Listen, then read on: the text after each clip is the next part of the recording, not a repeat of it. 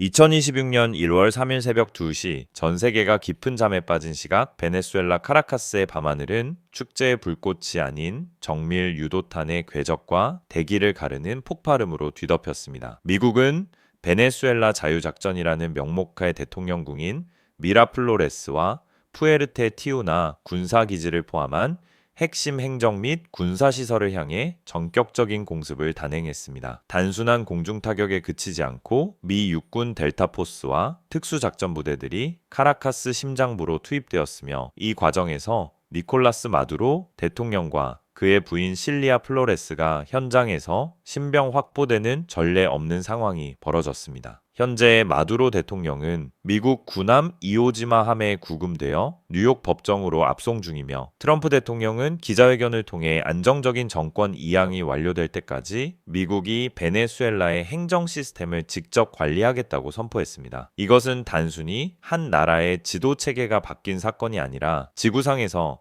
가장 많은 석유가 매장된 지역에 실질적인 통제권이 단 몇 시간 만에 이전되었음을 의미하는 중대한 역사적 전환점입니다. 사실 이번 전격적인 행보의 씨앗은 이미 2025년 9월 미국 정보당국이 드론을 사용해 베네수엘라 해안부두를 타격했을 때부터 뿌려졌습니다. 당시 미국은 특정 범죄 조직의 거점을 타격한다는 명분을 내세웠지만 그 이면에는 베네수엘라의 경제적 생명선인 에너지 수출 네트워크를 면밀히 통제하려는 치밀한 전략이 깔려 있었습니다. 1958년 푼토피오 체제부터 시작된 미국과 베네수엘라의 협력 관계가 차베스 정부의 국유화 노선을 거쳐 마두로 정부의 독자 노선으로 변화하는 수십 년의 역사 속에서 미국은 지속적인 경제적 압박을 가해왔습니다. 하지만 베네수엘라 정부가 특정 국가들의 자본을 유입시켜 국제 금융망을 우회하고 세컨더리 보이콧의 실효성을 낮추며 대응하자 미국은 결국 외교적 수사가 아닌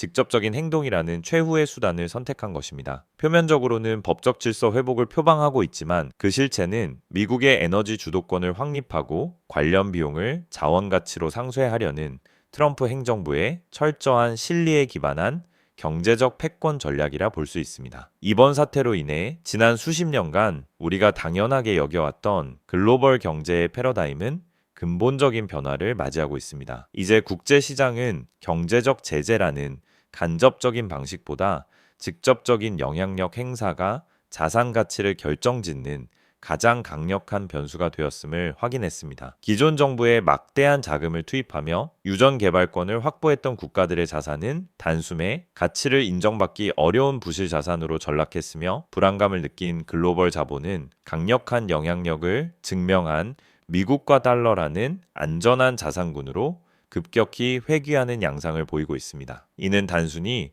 유가의 일시적 변동을 넘어 달러 패권의 영향력을 재확인하고 글로벌 자본 흐름을 강제로 재편하는 대대적인 질서 재편의 시작입니다. 오늘 생존의 경제학에서는 이 냉엄한 경제적 질서 재편이 여러분의 자산과 대한민국 경제에 어떤 실질적인 영향을 미칠지, 그리고 이 변화의 시기에 우리는 어떤 관점을 가져야 하는지 상세히 분석해 보겠습니다. 이 거대한 흐름의 본질을 놓치고 싶지 않다면 구독과 좋아요를 통해 생존의 경제학이 전하는 날카로운 통찰을 매일 받아보시길 바랍니다. 지금 바로 시작하겠습니다. 공습 소식이 전 세계 금융시장에 타전되자마자 가장 민감하게 반응한 곳은 역시 국제 에너지 시장이었습니다. 세계 최대의 석유 매장량을 보유하고 있음에도 정치적 상황으로 인해 접근이 제한되었던 거대한 자원의 보고가 물리적 힘에 의해 개방되었으니 당연한 결과였죠. 작전 개시 직후 국제 유가는 배럴당 10%에서 15% 넘게 급등하며 글로벌 공급망에 긴장감을 불어넣었습니다. 시장은 예측 불가능한 상황에 민감하게 반응하는데 한 국가의 에너지 시설이 통제권 아래 놓이고 주요 유조선들의 운항이 제한되는 상황에서 투자자들은 안전 확보를 위해 민첩하게 움직였습니다. 하지만 여러분, 여기서 분석을 멈추면 생존의 경제학이 아닙니다. 이 단기적인 가격 변동은 사실 미국이 설계한 거대한 에너지 주도권 확보 전략으로 가는 서막에 불과하기 때문입니다. 트럼프 대통령은 기자회견을 통해 베네수엘라의 행정 시스템을 관리하며 막대한 양의 자원을 효율적으로 시장에 공급할 것이라고 구체적으로 명시했습니다. 이 말은 지금까지 베네수엘라 경제를 압박해왔던 기반 시설 부족과 관리 부실 문제를 미국의 자본과 기술로 단번에 해결하겠다는 의지입니다. 그동안 이전 정부 아래에서 방치되었던 유전들은 미국의 주요 에너지 기업들에게 핵심적인 전략적 자산이 될 준비를 마쳤습니다. 이들의 현대화된 시추 기술이 베네수엘라의 자원지대에 접목되는 순간 시장은 단기적인 수급 불안을 넘어 안정적인 대량 공급 체계를 맞이하게 될 것입니다. 이것이 바로 미국의 지극히 실리 중심적인 경제 전략입니다. 당장의 작전 비용을 자원 수익으로 상쇄하는 것은 물론이고 중장기적으로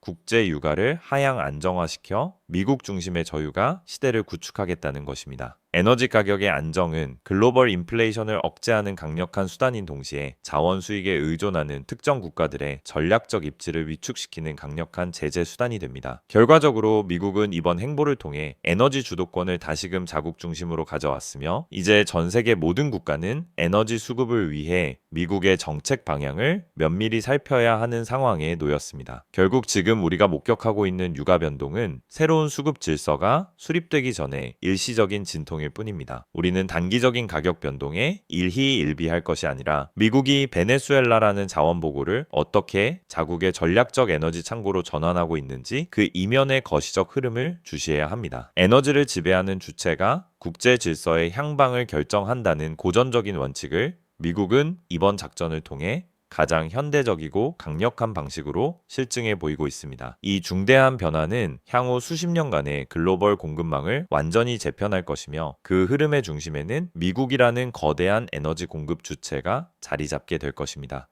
미국이 실행한 물리적 영향력이 베네수엘라의 노후화된 인프라를 변화시킨 그 자리에는 곧바로 거대한 자본의 설계도가 펼쳐지기 시작했습니다. 여러분, 변화의 시기에는 누군가에게는 이것이 매우 명확한 경제적 기회가 되기도 합니다. 트럼프 행정부는 이번 작전의 비용을 자국의 재정이 아닌 베네수엘라의 땅속에 묻힌 자원 가치로 전액 충당하겠다는 방침을 세웠습니다. 이것은 과거 이라크 전쟁 이후 전개되었던 재건 사업보다 훨씬 더 직접적인 자원과 인프라의 결합, 즉 고도화된 스와프 전략이 될 것입니다. 파괴된 전력망, 통신체계, 그리고 에너지 수송을 위한 항만 시설 복구 사업에 미국의 주요 기업들이 대거 참여할 준비를 마친 상태입니다. 이 재건 사업의 본질은 단순히 파손된 시설을 복구하는 데 있지 않습니다. 베네수엘라의 국가 기관망을 미국의 기술 표준으로 전환하는 전략적 시장의 형성을 의미합니다. 미국의 인프라 기업들이 에너지와 통신망을 관리하게 되면은 베네수엘라는 향후 수십 년간 미국의 기술력과 유지 보수 체계 없이는 원활한 운영이 어려운 구조적 연계성을 갖게 됩니다. 미국 기업들에게는 안정적이고 독자적인 시장이 열리는 셈이며 베네수엘라는 자원을 제공하는 대신 선진화된 시스템을 이식받는 거대한 경제적 실험장이 되는 것입니다. 매우 치밀한 것은 미국이 관련 비용을 회수하는 방식입니다. 트럼프 대통령은 베네수엘라의 동결 자산과 향후 발생할 석유 수익을 작전 비용과 상계하는데 우선적으로 활용하겠다라고 발표했습니다. 이는 재정 부담을 최소화하면서도 경제적 실리를 확보하려는 전략적인 접근입니다. 국제 금융시장이 이 광경을 주목하는 이유도 바로 여기에 있습니다. 영향력을 행사하고 그 과정에서 발생한 수요를 자국 기업의 일감으로 전환하며 그 비용조차 해당 국가의 자산으로 결제하는 체계적인 경제 모델을 제시했기 때문입니다. 결국 베네수엘라의 재건은 단순한 원조가 아니라 고도로 계산된 자본의 대이동입니다. 남미의 풍부한 자원과 지정학적 요충지를 직접적인 영향권 아래 두면서 그 비용까지 효율적으로 관리하는 이 방식은 향후 국제 질서의 새로운 기준이 될 가능성이 큽니다. 우리는 이 화려한 재건 기회의 이면에 숨겨진 미국의 실리를 꿰뚫어 봐야 합니다. 주요 인프라 위로 미국 기업들의 진출이 가속화되는 순간 베네수엘라의 경제적 자율성은 새로운 국면을 맞이하게 됩니다. 이것이 바로 영향력 행사가 만들어낸 가장 명확하고도 효율적인 경제적 관리의 실체입니다. 이번 작전은 단순히 정권 체계를 교체한 수준을 넘어 글로벌 금융 시스템의 질서를 근본적으로 재편하고 있습니다. 그동안 우리가 경제 제재라고 부르던 것들은 간접적인 압박에 불과했지만 이번 행보는 직접적인 영향력이 경제 질서와 결합했을 때 얼마나 강력한 결과를 낳는지 실증했습니다. 가장 먼저 큰 영향을 받은 것은 그동안 베네수엘라 정부의 주요 투자처였던 러시아와 중국입니다. 이들은 막대한 차관을 제공하고 그 대가로 유전 개발권이나 국채를 담보로 확보해 왔습니다. 하지만 새로운 관리 체계가 수립되는 순간 이들이 보유한 자산 가치는 하룻밤 사이에 인정받기 어려운 상태로 변했습니다. 미국 주도의 새로운 관리기구는 이전 정부가 맺은 계약들을 부당한 채무로 간주하고 인정을 거부할 가능성이 매우 높습니다. 담보로 확보했던 유전이나 시설들에 대해 미국이 실질적인 관리권을 행사하고 계약의 무효를 선언하면 러시아와 중국의 대차대 조표에는 회수 불가능한 부실 자산만 남게 됩니다. 말 그대로 천문학적인 자산 가치가 재조정되는 냉엄한 변화가 벌어지는 것입니다. 이것이 바로 세컨더리 보이콧이 실질적인 힘과 결합했을 때 나타나는 강력한 영향력입니다. 국제 금융망에서 소외되지 않으려면 누구든 이전 정부와의 관계를 명확히 정리해야 하는 상황에 직면한 것이죠. 이러한 불확실성 속에서 글로벌 자본은 자연스럽게 가장 안전한 도피처를 찾게 됩니다. 기존의 질서가 흔들릴 때 자본은 수익보다 안정성과 영향력을 중시합니다. 신흥국 시장이나 반미 성향의 국가에 머물던 자금들이 세컨더리 보이콧의 영향을 피하기 위해 서둘러 자금을 회수하고 있습니다. 이들이 향하는 목적지는 명확합니다. 가장 강력한 영향력을 증명한 미국입니다. 달러라는 안전자산과 안정적인 미국 국채로 돈이 집중되는 이른바 자본의 유턴 현상이 전 세계적으로 가속화되고 있습니다. 결국 이번 사태는 달러의 영향력이 단순히 합의로 유지되는 것이 아니라 실질적인 힘에 의해 뒷받침되고 있음을 증명했습니다. 특정 자본 가치가 하락하고 전 세계의 자금이 다시 미국으로 집중되는 이 과정은 국제사회에서 영향력이 경제적 가치를 어떻게 재규정하는지 잘 보여줍니다. 우리는 지금 단순히 갈등 상황을 보고 있는 것이 아닙니다. 자산의 가치를 재정의하고 전 세계의 부를 체계적으로 재편하는 거대한 금융 질서의 변화를 목격하고 있는 것입니다. 이 거대한 자본의 흐름 속에서 우리가 주목해야 할 것은 명분이 아니라 이 힘의 균형이 변화할 때 발생할 자산 가치의 근본적인 이동입니다. 이제 변화를 맞이한 베네수엘라의 내부 경제가 어떻게 미국의 관리 아래 매우 신속하고 근본적으로 재편되고 있는지 그 이면을 분석해 봐야 합니다. 극심한 초인플레이션으로 이미 기능을 상실한 베네수엘라의 법정 화폐 볼리바르화는 이제 역사의 뒤양일로 사라지게 될 것입니다. 미국 주도의 과도 정부는 가치가 급락한 자국 화폐 대신 미국 달러를 공식 법정 통화로 채택하는 전격적인 달러화 도입을 단행할 가능성이 매우 높습니다. 이것은 단순히 물가를 안정시키기 위한 조치를 넘어 베네수엘라의 경제 시스템 전체를 미국의 통화 정책과 연준의 결정에 밀접하게 연동시키겠다라는 선언과 다름없습니다. 이러한 전격적인 달러화 도입은 베네수엘라 내부의 물가를 단기적으로 안정시키는 효과를 가져오겠지만 그만큼의 정책적 제약도 따릅니다. 베네수엘라는 이제 스스로 금리를 조절하거나 화폐를 발행할 수 있는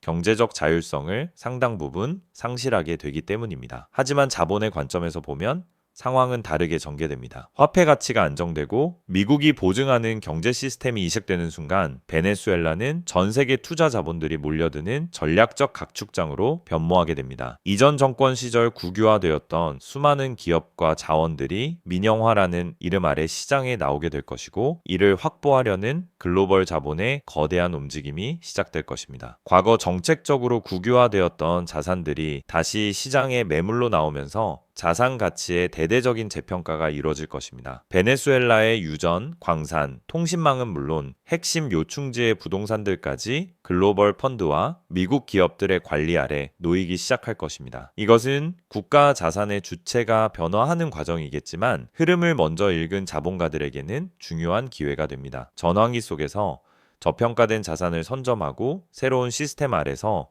그 가치를 다시 끌어올리는 냉정한 자본의 원칙이 베네수엘라 전역에 적용될 것입니다. 결국 베네수엘라의 내부 경제 체질 개선은 미국의 경제적 이익과 글로벌 자본의 전략에 맞춰 기획되고 있습니다. 달러화 도입을 통해 경제적 연계성을 강화하고 민영화를 통해 핵심 자산을 효율화하며 그 과정에서 발생하는 가치는 미국 중심의 금융 시스템으로 흡수되는 구조입니다. 우리는 한 나라의 경제 시스템이 직접적인 영향력에 의해 재편될 때 그 자산들이 어떻게 글로벌 자본의 전략적 공략 대상으로 변화하는지를 냉정하게 지켜봐야 합니다. 이것은 단순히 한 국가의 경제 회생 대책을 넘어 영향력을 확보한 지역에서 자본이 어떻게 새로운 질서를 세우는지 보여주는 명확한 사례가 될 것입니다. 2026년 1월 3일 새벽의 상황은 우리에게 한 가지 분명하고도 냉검한 진실을 남겼습니다. 우리가 그동안 신뢰해왔던 국제사회의 외교적 수사나 약속들이 직접적인 영향력 앞에서는 유동적일 수 있다는 사실입니다. 미국이 단 하룻밤 만에 세계 최대의 석유 매장량을 가진 국가의 관리 주체를 바꾸고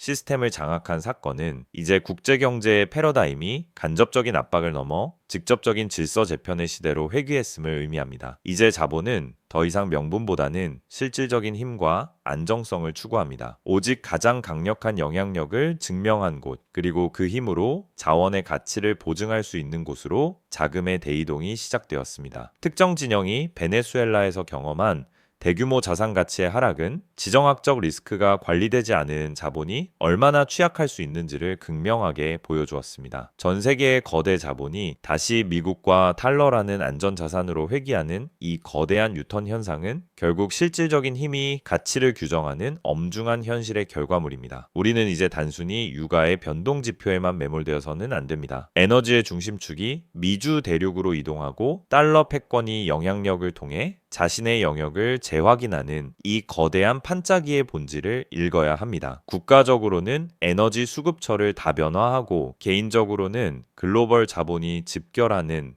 핵심 자산의 길목을 지키는 것만이 이 변화의 시대에서 스스로를 보호할 수 있는 유일한 전략입니다. 영향력이 경제적 가치를 결정짓는 이 새로운 시대에서 정보의 차이는 곧 자산 가치의 차이로 직결될 것입니다. 결국 기회는 변화를 관망하는 자가 아니라 변화의 본질적인 속성을 이해하고 미리 준비하는 사람의 몫입니다. 2026년 1월 3일 카라카스에서 전달된 메시지를 가볍게 여기지 마십시오. 생존의 경제학은 앞으로도 이러한 거대한 지정학적 격변 속에서 여러분의 소중한 자산을 보호하고 통찰을 넓힐 수 있는 날카로운 분석을 지속적으로 제공하겠습니다. 오늘 분석이 여러분의 경제적 해안을 넓히는 데 도움이 되셨다면 구독과 좋아요로 응원 부탁드립니다. 여러분의 참여가 더 심도 있는 분석을 만드는 원동력이 됩니다. 지금까지 생존의 경제학이었습니다. 감사합니다.